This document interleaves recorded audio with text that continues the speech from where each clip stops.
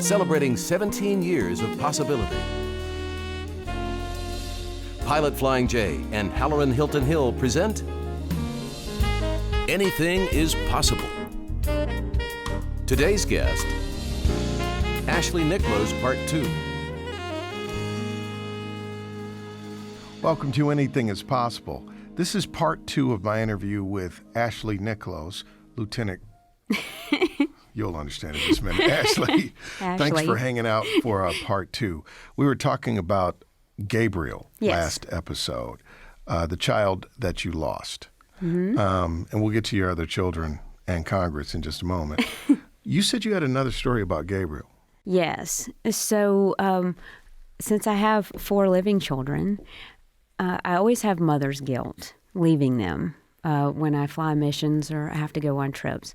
Mother's guilt is a terrible thing, but I so get torn between I feel like I'm serving where I need to, where God has put me, and being with my children to be what God intended me as a mother.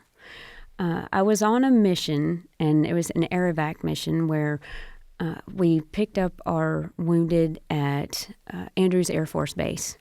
They were coming from Walter Reed, and we were taking them to different places around the country. And I'd had the privilege of working an air evacuation mission out of Afghanistan and bringing them to Landstuhl, Germany. So I saw them when we first got them out of the area of responsibility or the war zone. And then I was being able to see where we could take them back to their bases at home. Stateside. Well, it was a pretty long day. We stopped in Chicago and dropped off some troops, and I think it was on the second stop, I went to the back, and I started talking to some of the troops. One had just been hit with an IED 36 hours prior, improvised explosive device, and he was returning to San Diego, was his final destination, a Marine. And I said, hey, this is how long our flight's going to be.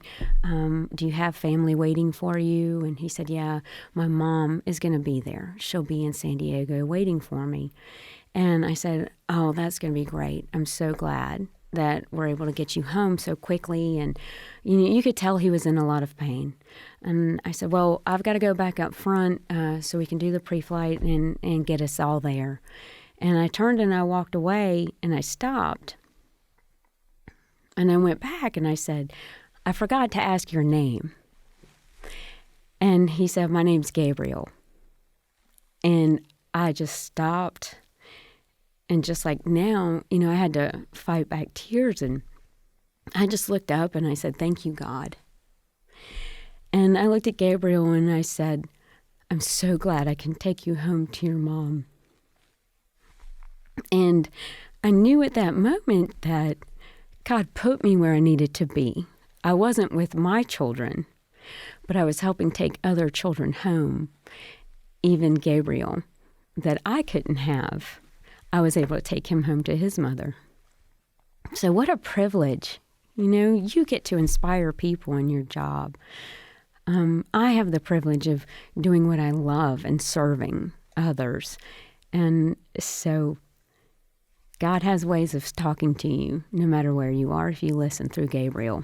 Mm-hmm. Do you think that was a coincidence? Not at all. Not at all, right? Not at all. So you feel as though, Gabriel is present in your life. Yes. How and where do you feel Gabriel's presence? In different ways. And I realized this. I used to not say 5 children because I didn't want to make people feel uncomfortable. Right. But my children would always correct me, Mom, don't forget Gabriel. And I say, yes. So I actually have 5 children. But I was flying home not long ago. Actually, it was last year with an individual who had lost his son, who was a state trooper. And he was hit on the roadside while he was serving. And he asked about my children later in the conversation. I said, well, I have 4 children. I actually have 5. And he said, well, why don't you just start off with that? And I said, well, I don't want to make people feel uncomfortable. He said, that's not your problem. He is your child. Let them deal with it. It's not your problem. He said, are you blessed by him? I said, incredibly.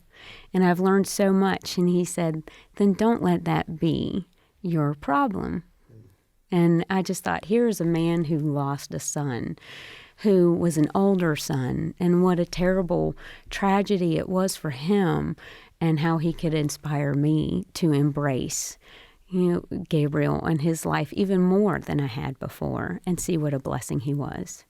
Wow. Gabriel. Let's take a break. When we come back, Congresswoman, Lieutenant Colonel Ashley Nickloes. It was close. We'll talk about it. This is Anything is Possible. Possibility powered by Pilot Flying J, Covenant Health, Home Federal, and the Knoxville News Sentinel. Coming up. I thought that my view from 30,000 feet, sometimes lower, over Iraq, Afghanistan, and Syria was just much different than the view from Washington.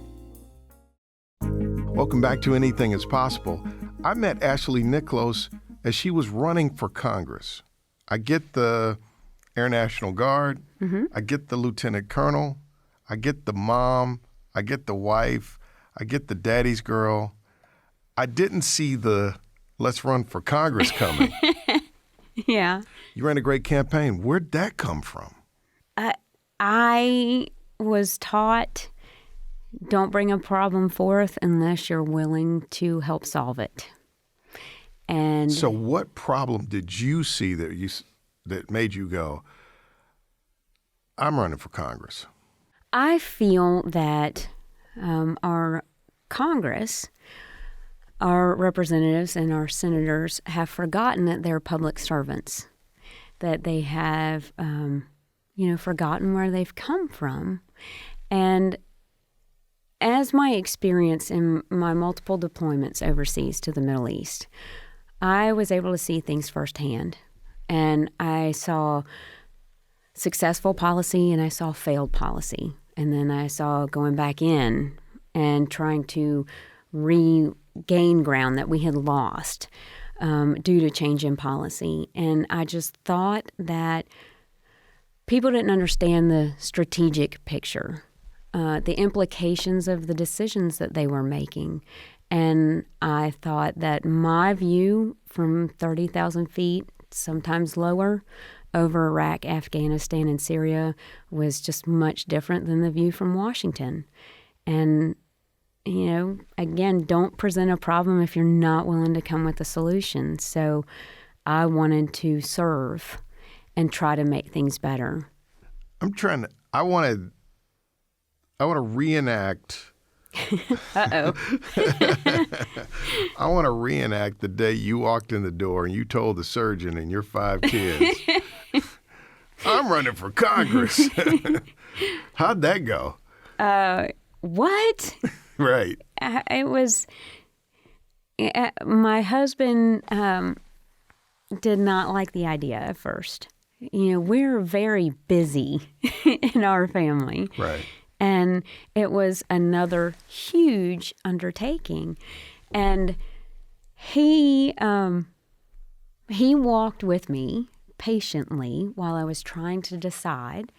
And he saw that I had a conversation with God, and I said, Lord, this is on my heart. If it is supposed to be, if I'm supposed to serve in this capacity, you will let me know. And, within minutes, doors started opening. Crazy doors. Crazy doors. Were you very active in the party? Were you? No. I've always been a registered Republican from the time I was 18. I wanted to get the fake ID just so I could vote, right? Right. And so it was when H.W. Bush was running again for re-election. That was my first voting experience in college. And I've always been very strong in my beliefs. And No, I haven't been. I've just been too busy right. serving. So you've been serving and living. So you make the decision to run for office. You got to get a petition. You got to get a treasurer. You got to get signs. You got to raise money. I had no idea what I had to do, Hallerin. I had no idea everything that goes into it. But then all of a sudden, your name starts popping up everywhere, and people start talking about you. And I mean, what did you learn running for Congress? You have to know your why. If you don't know your why, then you should not even stand up and try to run. And if you forget your why, you will get lost. Staying centered on my beliefs and staying positive was extremely important to me. I learned about myself 2 things. One, I have worked my butt off my whole life, so I never had to ask people for money. And there, when you run for office, you have to ask people for money. And I could not stand that. And 2, in politics, you're supposed to get to know people for what they can do for you. And I've spent my life getting to know people for who they are. And so I wanted to make sure that I was meeting people, incredible people around our district, people that are just, very quiet contributors. I got to know who they were, and it was that was a great experience. We've got some, incredible people around here, some that were willing to take a chance. I remember a meeting with a woman, Sharon Price, and Sharon, it's awesome. I went to her, and I had the door closed so many times. You're getting into this late. Well, I know, but I was just deployed. I have a good reason why I'm getting into this late. And I sat down with Mrs. Price and just told her my why, and asked her if she would believe in me, and walk with me. And she said yes.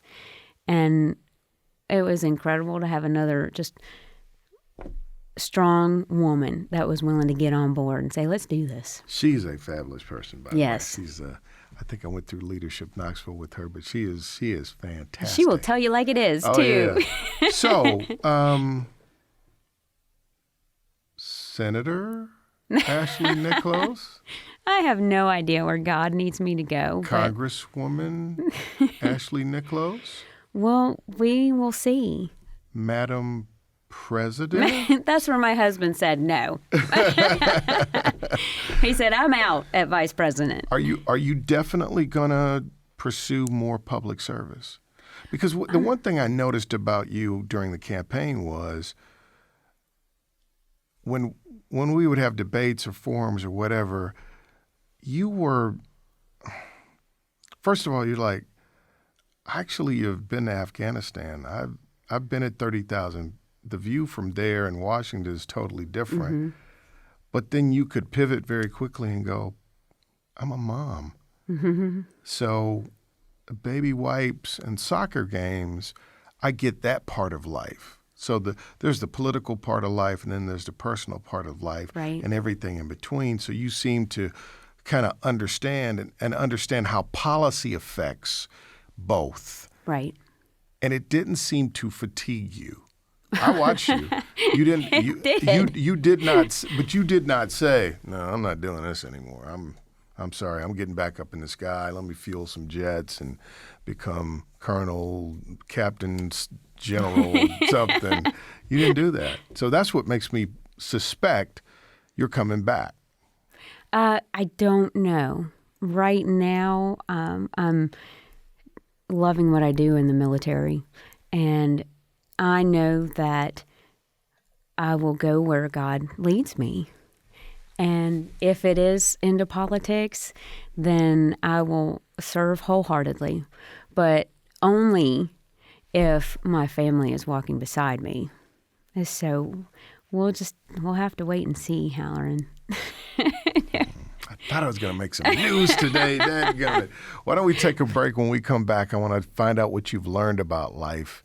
And if you were giving instructions, right? Gabriel's rules for the road. how to maximize possibility in your life. As a leader, as a lieutenant colonel, as a wife, as a mom, as a citizen, Hallerin, if you want to maximize your possibility, and that's something that I truly believe, that we are put here on purpose for purpose, that we're supposed to max out whatever it is we're called to do, that when we do that, it makes everything and everyone around us better, and that other people's dreams live inside of your dreams. So that if you don't do what you were supposed to do, then the people that were supposed to be connected to you don't get to do what they were supposed to do, and on and on and on. I need your instruction book. I need the rules for the road. I need Lieutenant Colonel Ashley Nickloes' rules of possibility. Can I get that? As best I can give. All right. Back with more in a moment. Coming up. Do not be afraid to fail. If you do not fail, you have not been trying hard enough. Welcome back to Anything is Possible. I like calling you Lieutenant Colonel. You're a leader. But Ashley Nickloes, thank you for being here. And thanks for letting us go on this two-part journey with you. Oh, thanks for having me. You are truly a person of possibility, and you glow with inspiration. So thank you for being here. Some rules for the road. If a young person is watching this and they're trying to figure out what they want to do, little fat kid, right? Yeah. That doesn't see their full potential, but you're like, nah, you could do just about anything. But let me give you some rules for the road. What would those be? What are the rules of possibility in your life? 1, do what you love. If you do what you love, you never work a day in your life. Is that true? It is. It is. 'Cause you love what you do? Yes. Even when I'm beat down, I still love what I do, because you think of how you're contributing and how you're serving, how you can make a difference. And if you do what you love at the end of the day, you say, man, that was a hard day, and I am exhausted, but I am full. All right. Do what you love. Number 1, do what you love. Yes. Number 2. Embrace failure. Do not be afraid to fail. If you do not fail, you have not been trying hard enough. I fail every day. Today, we left the house on time. I was getting the kids to school on time, and there was a wreck. I failed at that. I didn't get the kids to school. But you don't stop trying. You have to set your goal so high that you persevere, and you cannot be afraid of failure. Because even when you fail, you learn so much, and you let it build you. So embrace the possibility of failure. Do not be afraid of it. I'm not saying it doesn't hurt, but embrace it and let it make you a better person. Also, persevere. You've got to persevere, because things will stand in your way. People or obstacles will stand in your way no matter what. And you've got to learn to put your head down and persevere.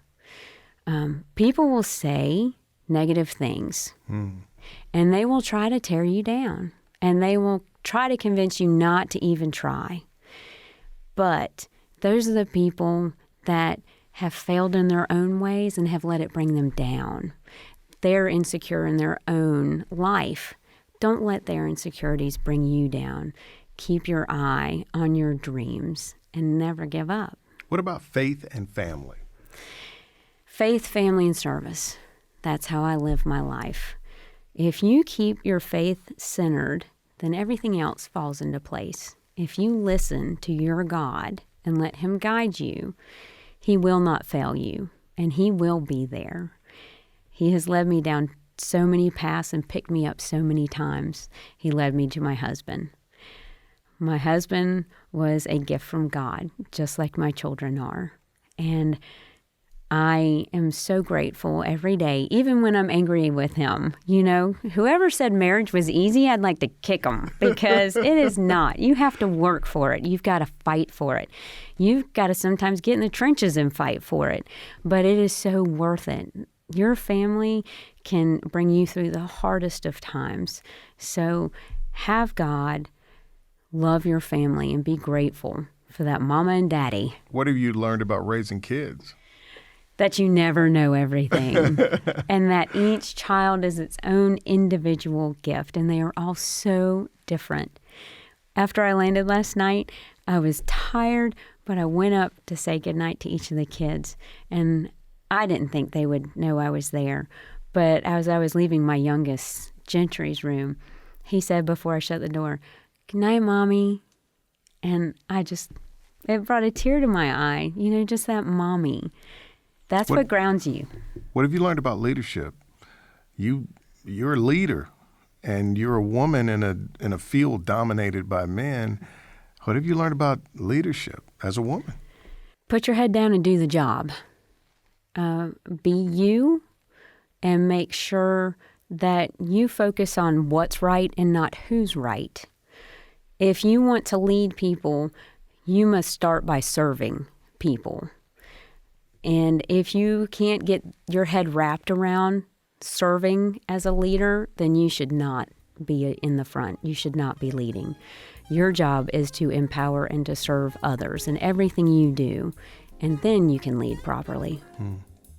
I think we got all the chapters to your book. Oh, we just started, Hallerin. Are you kidding? Well, thank you for spending this time with us. I'll give you 10 seconds if you'd like to announce something right now. Do you want to announce your... Hallerin, no. All right, I'll leave it alone. Lieutenant Colonel you. Ashley Nickloes, thanks for being with us on Anything is Possible. Thank you, sir. We'll see you next time.